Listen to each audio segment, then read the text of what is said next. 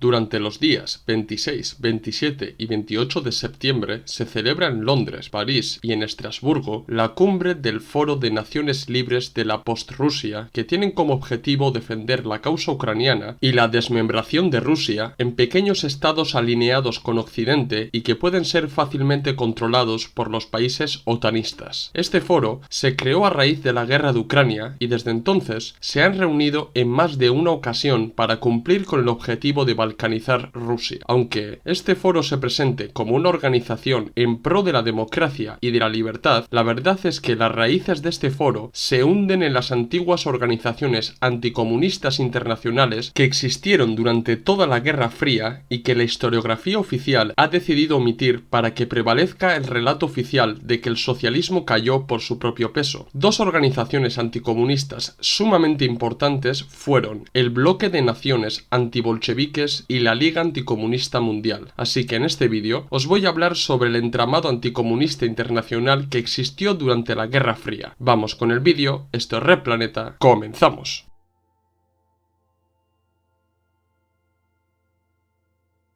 Desde que los bolcheviques tomaron el poder en Rusia y proclamaron la Unión de Repúblicas Socialistas Soviéticas, el resto de los países capitalistas del mundo trabajaron conjuntamente para acabar con el país de los soviets. Lo que más temía la oligarquía financiera internacional era que la clase trabajadora de sus países tomara conciencia y emularan a los bolcheviques tomando el poder en sus respectivos países. A la URSS hay que sumar la creación de la Comintern, que ayudó a crear los primeros e históricos partidos comunistas en los países capitalistas. El temor al comunismo y al poder soviético provocó el auge del fascismo, del nazismo y de distintos regímenes autoritarios y totalitarios en medio mundo para que el poder no se escapara de las manos del capital. Pese a todo esto, la URSS y los comunistas de todo el mundo pasaron con creces la dura prueba de la Segunda Guerra Mundial y en la primera década de la posguerra la situación geopolítica estaba de cara para el movimiento comunista internacional, ya que la URSS salió reforzada de la guerra, los partisanos antifascistas con los comunistas en la vanguardia liberaron distintos países de Europa y el proceso de descolonización avanzaba en medio mundo. Pero, si observamos la segunda mitad del siglo pasado, nos daremos cuenta que el imperialismo se afianzó y materializó su deseo de desmantelar la Unión Soviética y todo el bloque del Este, dejando al movimiento comunista internacional herida de muerte, y de esa herida los comunistas aún no nos hemos recuperado. Lógicamente, el relato oficial dice que el socialismo demostró que era inferior que el capitalismo y que acabó cayendo por su propio peso. Interesa difundir este relato porque, por un lado, supone la definitiva victoria del capitalismo sobre el socialismo y, por otro lado, no es necesario indagar en los tejemanejes de los imperialistas y la cantidad de esfuerzos que realizaron para acabar con el movimiento comunista internacional. Los voceros del capital repiten constantemente el relato oficial, pero desconocen o ignoran que existió una internacional anticomunista que trabajó para aunar las fuerzas de todos los anticomunistas del mundo y para detener el avance de los comunistas. Omitir esta cuestión es un pecado, puesto que la existencia de esta internacional y sobre todo la naturaleza de muchos de sus miembros denota que el imperialismo y los capitalistas han necesitado de la ayuda de las fuerzas más reaccionarias para defender su querida democracia y libertad. Elementos abiertamente reaccionarios que no creían en la democracia y la libertad, luchando por la democracia y la libertad. Qué paradójico, ¿verdad? ¿O es que acaso su democracia y libertad significa otra cosa? Pues aquí estamos para desvelar los trapos sucios del imperialismo y para hablaros sobre la internacional anticomunista. La Liga Anticomunista Mundial, hoy conocida como la Liga Mundial por la Libertad y la Democracia, no apareció de la nada, sino que surgió partiendo de distintas organizaciones que le precedieron, como fue el Bloque de Naciones Antibolcheviques y la Liga Anticomunista de los Pueblos Asiáticos, así que me veo en la obligación de hablar acerca de estas dos organizaciones anticomunistas para entender la creación de la Internacional Anticomunista, hoy elegantemente maquillada como la Liga Mundial por la Libertad y la Democracia. Vamos primero con el Bloque de Naciones Antibolcheviques. Los nazis invadieron la Unión Soviética en junio de 1941 y la invasión de las tierras soviéticas formaba parte del ideario de Hitler, que lo plasmó afirmó en su famoso libro Mi lucha. Según Hitler, Alemania no debía lanzarse a la colonización de África o del sudeste asiático. Alemania debía enfocarse en conquistar el este de Europa o las tierras orientales de Europa que, según él, entraban dentro del espacio vital de la Alemania nazi. Cogiendo de ejemplo la conquista del oeste por parte de los estadounidenses, Hitler le dio la vuelta y aseguró que los nazis debían conquistar el este de Europa. Pero, claro, en el este de Europa se encontraba la Unión Soviética, que abarcaba dentro de sí distintos países y naciones que, según Hitler, debían pertenecer al Tercer Reich. Ahora bien, la política oriental de los nazis estaba bien pensada porque el mismo Alfred Rosenberg, jefe del Ministerio del Reich para los territorios orientales ocupados, se encargó de asociar a la URSS con Rusia y Rusia con Asia, pero diferenció a las naciones no rusas que pertenecían a la URSS y entendió la potencialidad de estas naciones para combatir el poder soviético. De ahí que Rosenberg apoyara parcialmente los movimientos nacionalistas anticomunistas existentes en las repúblicas soviéticas para formar ejércitos locales que apoyaran la causa anticomunista y antisoviética. A iniciativa de Rosenberg se celebró entre el 21 y 23 de noviembre de 1943 la conferencia de Zitomir, en el que se creó el Comité de Naciones Subyugadas, que sería el germen del bloque de naciones antibolcheviques. Dentro de este comité participaron grupos abiertamente nacionalsocialistas y fascistas étnicos como la Organización de Nacionalistas Ucranianos, la Guardia de Hierro de Rumanía o el Partido de la Cruz Flechada de Hungría, los cuales estaban unidos por el anticomunismo, el nacionalismo étnico y el antisemitismo. Los objetivos principales de este comité eran acabar con el comunismo ruso, desmantelar la Unión Soviética y crear estados nacionales anticomunistas. Huelga decir que la Organización de Nacionalistas Ucranianos fue uno de los impulsores de este comité. Ni los nazis ni este comité antisoviético pudieron con el Ejército Rojo, y la URSS acabó llegando a Berlín e izando la bandera soviética en la cima del Reichstag. Pero no creáis que la victoria soviética sobre el fascismo fue suficiente para acabar con este comité, porque simplemente este comité se camufló y en vez de servir a los intereses nazis en el este, acabaron sirviendo a los intereses anticomunistas de los anglo-estadounidenses. Los primeros que se acercaron al comité fueron los británicos y concretamente el MI6, que vieron en la Organización de Nacionalistas Ucranianos y sobre todo en el ejército insurgente ucraniano, más conocida como la UPA, unos posibles aliados para que realizaran acciones de sabotaje e insurgencia en las regiones occidentales de Ucrania. De esta manera, el MI6 les ayudó a establecerse en Múnich, entonces zona de ocupación de los Estados Unidos, y poco a poco el comité fue acogiendo a otros activistas anticomunistas emigrados de las repúblicas soviéticas que querían trabajar para acabar con el poder soviético. Así, con la ayuda del MI6 y el beneplácito de Estados Unidos, se creó el bloque de naciones antibolcheviques con combatientes anticomunistas de las repúblicas soviéticas que colaboraron con los nazis. Y estoy seguro que en este punto más de uno me dirá, pero a ver, estos anticomunistas colaboraron con los nazis para conquistar la independencia de sus naciones. Eso no los hace nazis. Bien, aliarse con X bando en pro de unos intereses no te hace asimilar el ideario de ese bando. Eso es cierto, pero los que repiten esto ignoran u omiten las ideas originarias y principales de este bloque. La historiadora Anna Jolian, en su libro Entre el nacionalsocialismo y el comunismo soviético, personas desplazadas en la Alemania de la posguerra, recoge las ideas principales que defendieron los activistas de este bloque anticomunista, y yo voy a mencionar las ideas principales y luego vosotros sacad vuestras propias conclusiones. 1. El bloque defendía que los rusos étnicos eran diferentes al resto de pueblos y etnias europeas y tenían una predisposición hacia el uso de la violencia, la brutalidad y la dominación del resto de pueblos. 2. Debido a la supuesta predisposición de los rusos a la violencia y a la dominación del resto de pueblos, el bolchevismo era una consecuencia ideológica y política lógica de Rusia. 3. Las naciones occidentales de la URSS eran históricamente blancos y civilizados, limpios de impurezas asiáticas que arrastraban los rusos debido a las invasiones mongolas. 4. En las naciones occidentales soviéticas predominaban los blancos y se asemejaban más a los europeos que a los rusos, por lo que ellos defendían la democracia, la libertad y los valores civilizatorios. Y 5. El bloque debía trabajar por la liberación de las naciones soviéticas no rusas y conformar una federación federación de estados independientes étnicamente puros que sería conocido como el Nuevo Orden. Lógicamente, los rusos, los judíos y los gitanos no tenían cabida en esa federación, puesto que eran etnias desconocidas para las naciones blancas occidentales de Europa del Este. Estos son los puntos principales que defendía el bloque de naciones antibolcheviques. A partir de aquí, que cada uno juzgue y medite acerca del pensamiento ideológico y político de estos activistas anticomunistas. El primer líder del bloque de naciones antibolcheviques fue el nacionalista ucraniano Yaroslav Stesko, que formó parte de la fracción banderista de la Organización de Nacionalistas Ucranianos y primer ministro de la efímera República de Ucrania proclamada el 30 de junio de 1941. A modo de apunte, este señor, si bien defendía la creación de un Estado ucraniano independiente, defendió el holocausto nazi y fue uno de los instigadores del pogromo de Leópolis de 1941. La organización echó a andar de verdad a partir de la Conferencia de Edimburgo financiada por el MI6. A dicha conferencia acudieron los miembros del bloque y antiguos colaboradores de los nazis como ustachas croatas, fascistas letones, miembros de la Guardia de Hierro de Rumanía o fascistas bielorrusos. En dicha conferencia, Stesko afirmó que la organización sería capaz de combatir a la URSS en su propio territorio y que además serían capaces de lanzar a la batalla a más de 10 millones de anticomunistas y antisoviéticos. Quiero destacar la paradoja a la que se tuvieron que enfrentar los polacos. Si bien los anticomunistas polacos veían con buenos ojos trabajar para derrocar el poder soviético y el bloque del Este, no quisieron entrar en el bloque debido a que la Organización de Nacionalistas Ucranianos ejercía poderosa influencia dentro del bloque. A fin y al cabo, los miembros de esta organización causaron verdaderos estragos y masacres a los polacos en Galicia y Volinia. Pese a la importancia que cogió el bloque, la prensa occidental se alarmó por la existencia de colaboradores nazis dentro de esta organización anticomunista. Por ejemplo, dentro del bloque se encontraban el colaboracionista eslovaco Durkanski, el colaboracionista húngaro Farkas de Kisbarnak, el colaboracionista bielorruso Ostrovsky, el líder de la Guardia de Hierro de Rumanía Oria Sima o el colaboracionista letón Bersins, acusado de torturar y asesinar a 2000 judíos. No solo eso, la idea de Stesko de desatar una tercera guerra mundial como la única vía real para acabar con la Unión Soviética no convenció a muchos capitalistas de Occidente, que tacharon de extremista y autoritario al nacionalista ucraniano. Aunque muchos medios de comunicación de Occidente y el espectro progresista de la política de los países capitalistas occidentales fueron quitando la ayuda al bloque, hubo otros personajes que ayudaron o los financiaron. Es aquí donde aparece George Bush padre, que formaba parte de la Asociación de Amigos Americanos del bloque de naciones antibolcheviques y acabó dando una cantidad importante de dólares a sus colegas anticomunistas. También debo destacar que en el momento en el que las declaraciones, artículos y discursos de los miembros del bloque sobrepasaron el anticomunismo y llegaron a hacer declaraciones abiertamente nazis y fascistas, Frank Wisner, el número 2 de la CIA en los años 50, se vio la obligación de lavar la cara al bloque diciendo que se fundó en la posguerra y que sus miembros combatieron tanto al Ejército Rojo como a los nazis. Sin embargo, historiadores como Anna Olian, Stephen Dorrell o Thierry Meyssan rechazan abiertamente esta afirmación porque el bloque surgió directamente del comité que nació en 1943 gracias al nazi Rosenberg y a la Organización de Nacionalistas Ucranianos. Además, la existencia de colaboradores nazis que cometieron crímenes atroces dentro del bloque desmontaba cualquier intento de maquillaje por parte de la CIA. Bien, ya conocéis el surgimiento del bloque de naciones antibolcheviques. Ahora vamos con la creación de la Liga Anticomunista de los Pueblos Asiáticos, que fue la otra rama que dio lugar a la Liga Anticomunista Mundial. Un año después de la Guerra de Corea, Asia Oriental se encontraba en un panorama desolador para las potencias capitalistas de Occidente. En Asia, los comunistas chinos proclamaron la República Popular de China con Mao Zedong a la cabeza. Los norcoreanos consiguieron defender el norte de Corea y crearon la República Popular Democrática de Corea liderada por Kim Il-sung. Y en Vietnam, los vietnamitas liderados por Ho Chi Minh consiguieron expulsar a los imperialistas franceses y proclamaron la República Democrática de Vietnam, más conocida como Vietnam del Norte. En definitiva, el movimiento comunista avanzaba en Asia y aceleraba el proceso de descolonización en el mundo entero, pero además una descolonización en el que los comunistas intentaron ser la vanguardia de dichas luchas de liberación nacional. Así pues, el imperialismo occidental trató por todos los medios de detener el avance del comunismo también en Asia. En septiembre de 1954, Estados Unidos, siguiendo el modelo de la OTAN, creó la Organización del Tratado del Sudeste Asiático, más conocido como la OTASE, para proteger a las naciones asiáticas de la influencia comunista y concretamente de China y de la URSS. Los países miembros fueron Australia, Francia, Nueva Zelanda, Pakistán, Filipinas, Tailandia, Reino Unido y los Estados Unidos. Este cerco asiático sobre la URSS, China, Corea del Norte y Vietnam se materializó con la firma del Tratado Bilateral de Defensa entre Taiwán y Estados Unidos. Pero claro, crear una entidad militar de contención en el sudeste asiático no era suficiente para asegurar que el comunismo no avanzara en estas regiones. Así que la CIA, liderada por Alan Dulles, coordinó a los partidos anticomunistas de estas naciones asiáticas y les ayudó a crear una organización supranacional anticomunista para asegurar la influencia occidental y capitalista en la región. De la coordinación de los partidos anticomunistas del sudeste asiático nació la Liga Anticomunista de los Pueblos Asiáticos, que fue ampliamente apoyada por el nacionalista chino y el entonces jefe de Estado de Taiwán, Chiang Kai-shek. Junto a él, los miembros destacados de la Liga fueron el futuro dictador surcoreano Park Chung-hee, el profeta de la Iglesia de la Unificación Sun Myung-moon, el dictador de Filipinas Ferdinand Marcos y el coronel Do Dang Kong,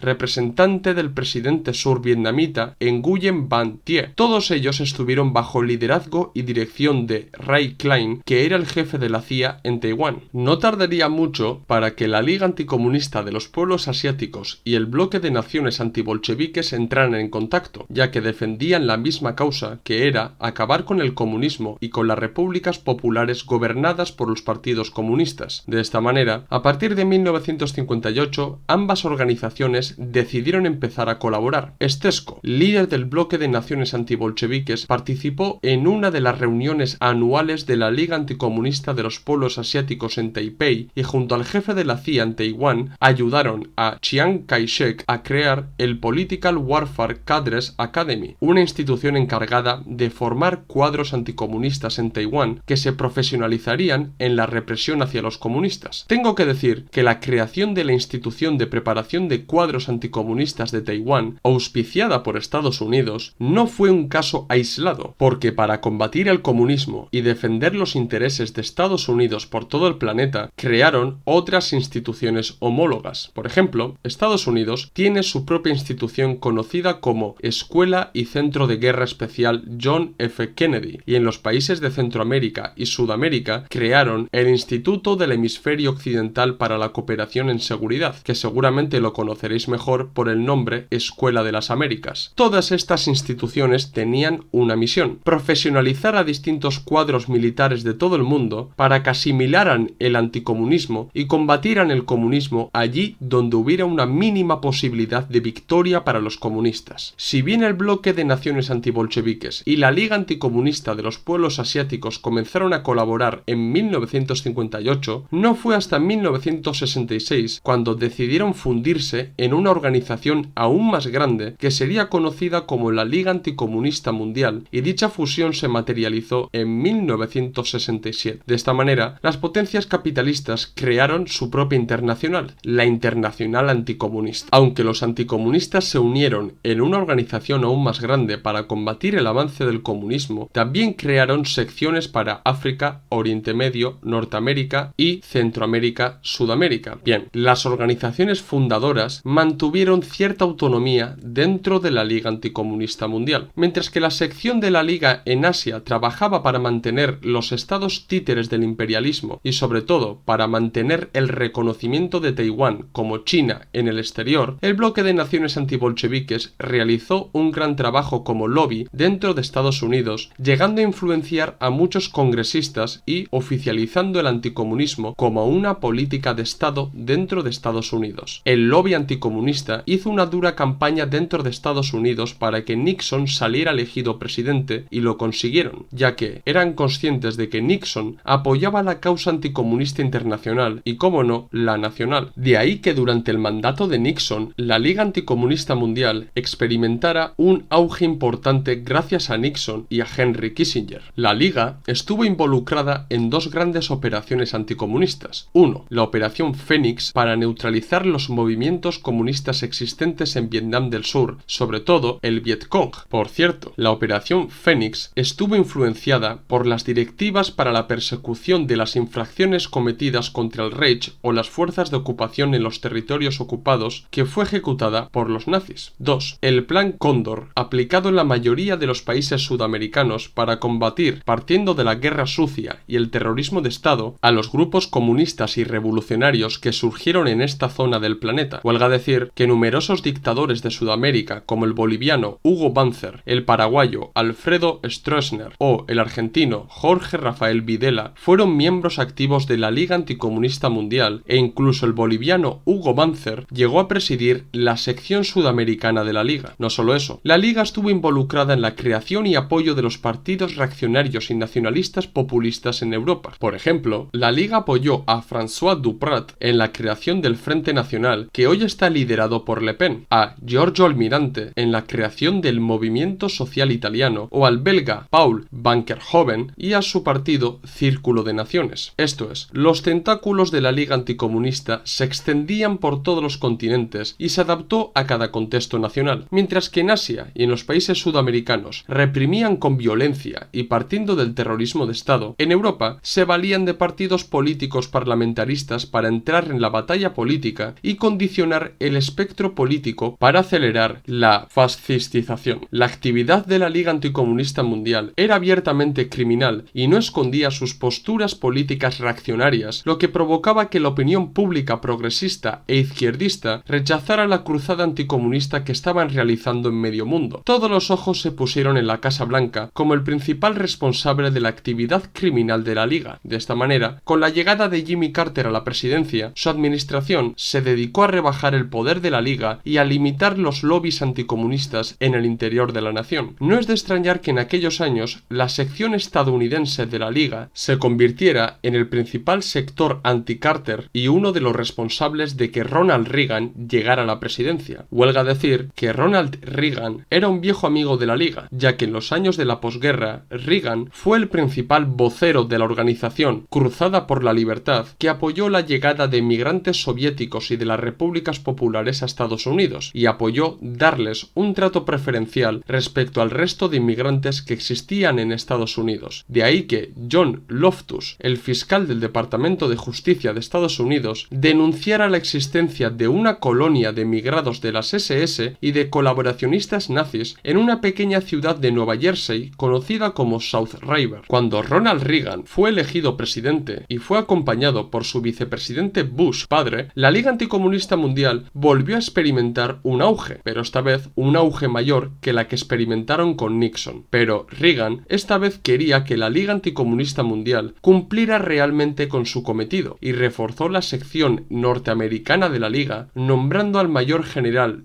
John Kirk Singlaub como presidente de esta sección. Pero las fechorías de la Liga Anticomunista Mundial no terminan aquí, porque aún hay bastante más. Vamos primero con Afganistán. Por aquellos años, la guerra afgano-soviética era uno de los eventos geopolíticos más importantes del momento, y los Estados Unidos no podían permitir que la República Democrática de Afganistán, alineada con los soviéticos, volviera a resurgir. Así pues, el gobierno estadounidense y la CIA financiaron a los islamistas radicales de Afganistán para que combatieran al gobierno popular afgano y a los soviéticos. Con la llegada de Reagan al poder, la sección estadounidense de la Liga metió sus narices en el conflicto y a través de la fundación del Consejo de Seguridad americano, un ente creado para influir en la política exterior de Estados Unidos, o como recoge el lema del Consejo, promocionar la paz a través de la fuerza, pues crearon una sección afgana de la Liga que fue llamada el Comité para un Afganistán Libre. Para apoyar al comité y a la insurgencia anticomunista en Afganistán, se organizó todo un entramado cuasi mafioso en el que estuvieron involucrados William Casey, el entonces director de la CIA, Turki bin Faisal Al Saud, el director del Servicio de Inteligencia de Arabia Saudí, un personaje secreto del MI6 cuya identidad aún se desconoce, el mayor general